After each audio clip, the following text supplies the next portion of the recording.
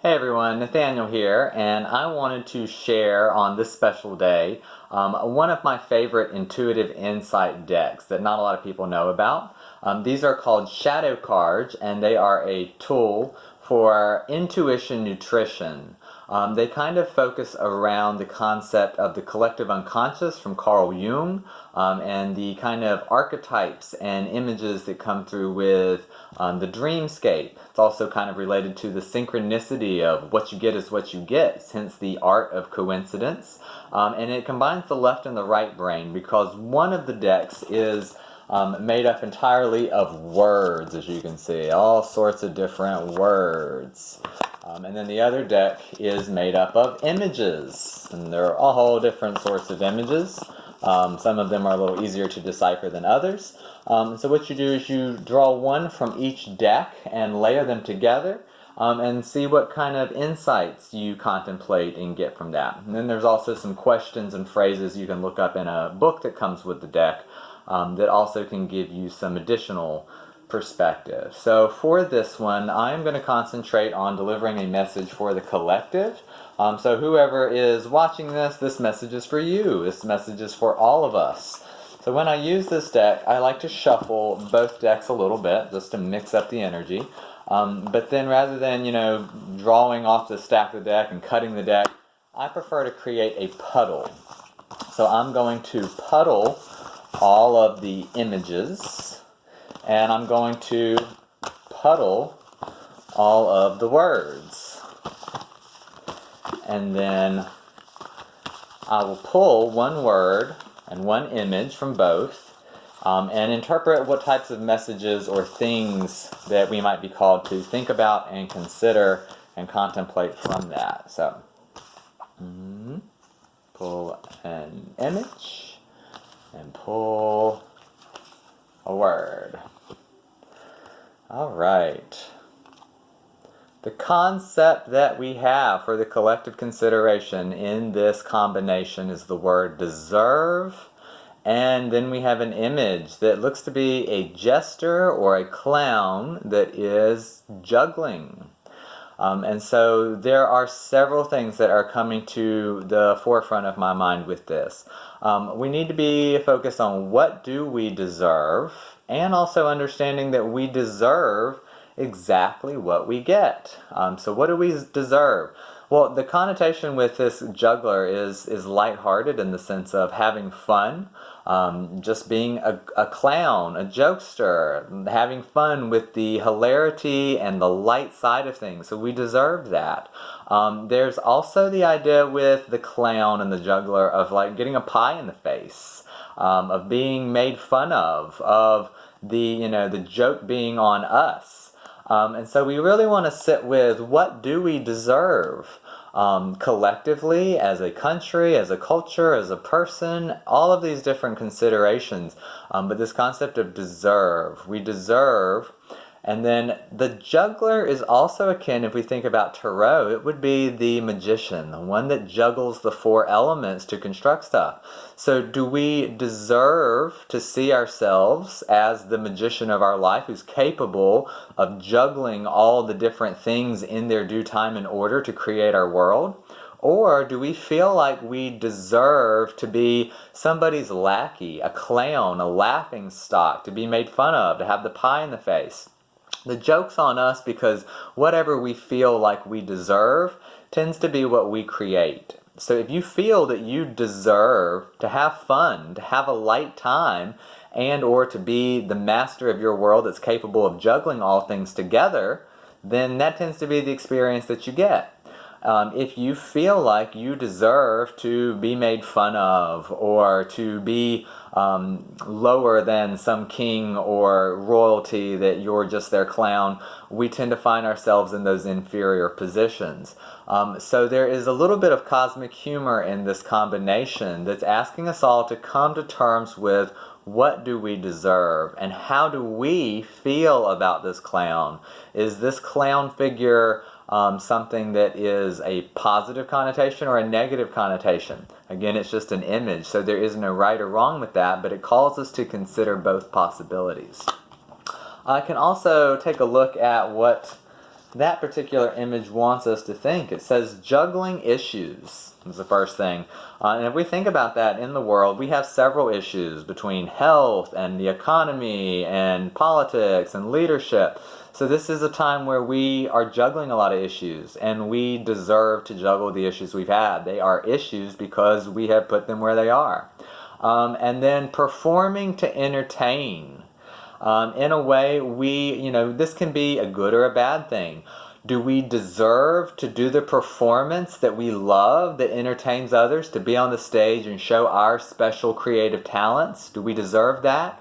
Or do we deserve to just perform, to do what others say, to do their dance, to have it their way? Do we deserve the inferior position of entertaining others according to their standards? Or do we deserve the position of performing with whatever fun and frivolity is our heart's delight? And then the last thing that it says pull a card for each ball to see what you're juggling. The ball in hand, just out of reach, in front of your face, and above head, and a denial ball. So let's see, we've got 1, 2, 3, 4, 5. So we've got 5 cards that this also wants us to juggle. So I'm going to pull 5 more cards, which will give y'all a great chance to see some of the others. So this first one, it says, is the ball in hand. So what's the ball in our collective hand that we are juggling right now? Right now it's coming through as expose. And it is kind of a figure that's sitting all alone by themselves in the desert. So the ball in our hand that we have right now is exposing this kind of sense of singularity or isolation. Kind of feeling all alone. We've got to kind of circle it in and kind of in this meditative solitude. It's exposing how we are all, there's a beautiful paradox in being all on our own, but then exposing how we have isolated ourselves in some way. How that we have, perhaps put ourselves out there away from others. So in some way, this collective sense of exposing that singularity could be the ball in hand. The ball that's just out of reach. What are we juggling that's just out of reach? This is the word shift, and it has a naked woman that is staring into a reflection. And so there is a shift just out of reach, a shift in how we see ourselves. How do we see ourselves? What do we see in the reflection of ourselves? Is it beautiful? Is it not? We're shifting our reflection. And that's just out of reach. The ball that is in front of our face. What's in front of our face right now is coming through as betray. Betray, and this sense of, we have a pasture scene here. We have horses, one of them's eating in the pasture, one of them's got their butt in the air. So this sense of feeling betrayed by a horse's butt, the horse's ass in some way, betrayed by our own pasture, our own field, our own enclosed area, in some way our homeland, our home pasture, our enclosure. There can be a sense of betrayal that is right in front of our face, feeling betrayed about how things are going in our pasture and what we've been feeding on, and how we have been the butt of our own collective joke, perhaps, in several regards. And then the above our head. What's the ball that we're juggling that is it's above our head? The one that's above our head is old. And this tends to bring to mind to me the connotation of old problems with technology. Outdated technology could be one thing. Perhaps we have a lot of techniques or ways of going about things that are old and antiquated. But this also brings to mind that perhaps we are diving into an old problem in a new way. We're using technology to advance, but in some way, is it returning us to some position that is quite old or ancient? It's an old issue coming back around. This idea of engaging with that artificial interface, So an old problem, that's above our head. So maybe we do not even understand the ways in which our grasp is exceeded by our reach, where we can get further ahead, but it is really maybe an old issue. So that old in technology above our head. And then the denial ball. What ball are we juggling that we are in denial of? And this one comes through with the avoid. And in this way, we are in the bathroom here, the bathroom mirror, another mirror. Avoiding, the bathroom is a Scorpio room where we eliminate our waste. It's also a Venus room where we concentrate on our beauty. And it's also a Virgo space where we do our hygiene and daily maintenance and rituals. So in some way, we are in denial of ways that we have avoided the bathroom routine. We've avoided some of our health and routine and maintenance and hygiene components to self-improvement. We're avoiding some of the waste that we need to eliminate and transform. And we're avoiding an assessment of whether or not the things that we are engaging truly have value, Venusian value, and if they're beautiful or not. So there can be some way that collectively we're avoiding these bathroom issues. We're avoiding looking in the mirror to get everything beautiful, tidy, hygienic, cleaned up, and eliminated, transformed. So this again is what we may be collectively in denial of, that we have been avoiding, those bathroom issues I just went over. The ball that is above our head, the idea of above our head is, something we don't even realize is coming through with old and the computer. And so there's the connotation of antiquated technology, antiquated communication, and an old problem coming through maybe in a new package. Something old, and then computers we'd say is something new, but perhaps there is an old problem in this new package. It's above our head, and we don't even understand yet how the technology component is, being grappled at this time, or attempted to be. The one that was in front of our face is this idea of feeling betrayed.